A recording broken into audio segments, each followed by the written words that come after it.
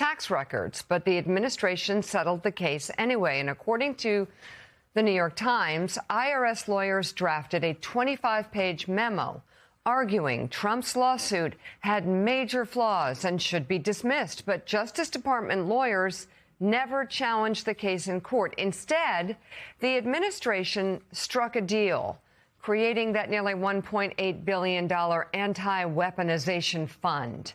The Justice Department has not explained why it chose to settle. So, Richard Haass, just kind of a big picture about, number one, the importance of American exceptionalism, thinking of Ronald Reagan's 1989 farewell speech, shining city on the hill, tall, proud city with free ports that hummed with commerce and creativity and doors open to anyone who will get there. We're going to get to some ICE and immigration stories a little later in the show. But to this, as some would say, corruption, what do we look like as opposed to the way Ronald Reagan saw this country and the way other presidents tried to create for an example to the world?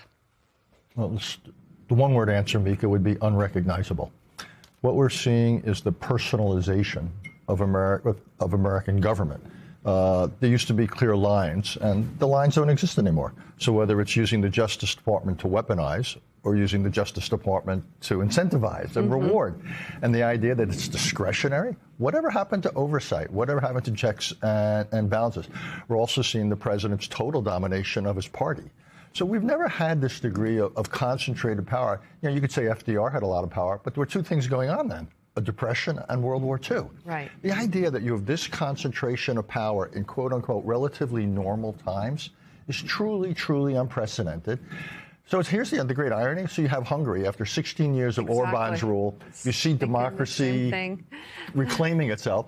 And here we're becoming an illiberal democracy. It's evolving. It'd be really interesting to see if these Republicans, I'm skeptical, let's be blunt, if they decide, is there any time that's too much? And the idea that you'd have this fund without congressional oversight essentially would give the entire appropriation and authorization process to the president. He would become Article 1 and Article 2 altogether. Is this something that will finally get them to say enough's enough? I don't know. And there's a fear that this fund could be used not just to, reimburse those who are, victims of weaponization, but it could be a green light to say, hey, do something in the future. We'll take care of you. Right. That this could lead to further violence, further crimes, further terrible acts committed. And I do think, you mentioned Orban, a couple of Democrats in the last few days have pointed out that a winning issue there in Hungary to defeat Orban was the corruption. That the issue of corruption really sort of resonated with voters.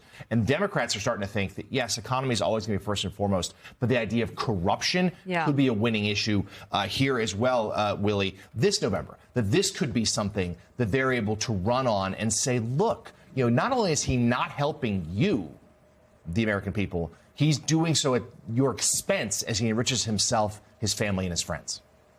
Yeah, and these stories really are breaking through. We talk, Mika, all the time about this fire hose, which is done on purpose. It's strategic, just puts so much out there that there's no way for the public to possibly digest it all, be outraged about it, understand it in some cases.